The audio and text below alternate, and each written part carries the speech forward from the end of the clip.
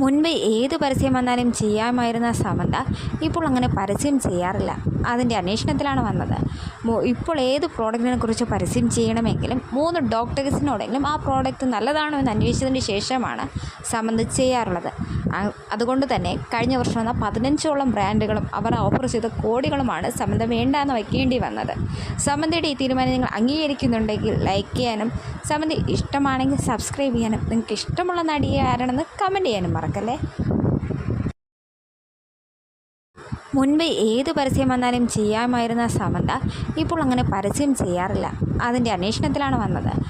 ഇപ്പോൾ ഏത് പ്രോഡക്റ്റിനെ കുറിച്ച് പരസ്യം ചെയ്യണമെങ്കിലും 3 ഡോക്ടേഴ്സിനോടെങ്കിലും ആ പ്രോഡക്റ്റ് നല്ലതാണോ എന്ന് അന്വേഷിച്ചതിന് ശേഷമാണ് സമന്ത ചെയ്യാറുള്ളത്.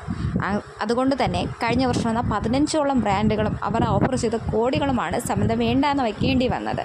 സമന്തയുടെ ഈ തീരുമാനം നിങ്ങൾ അംഗീകരിക്കുന്നുണ്ടെങ്കിൽ ലൈക്ക് ചെയ്യാനും സമന്ത ഇഷ്ടമാണെങ്കിൽ സബ്സ്ക്രൈബ് ചെയ്യാനും നിങ്ങൾക്ക് ഇഷ്ടമുള്ള നടിയെ ആരാണെന്ന് കമൻറ്റ് ചെയ്യാനും മറക്കല്ലേ.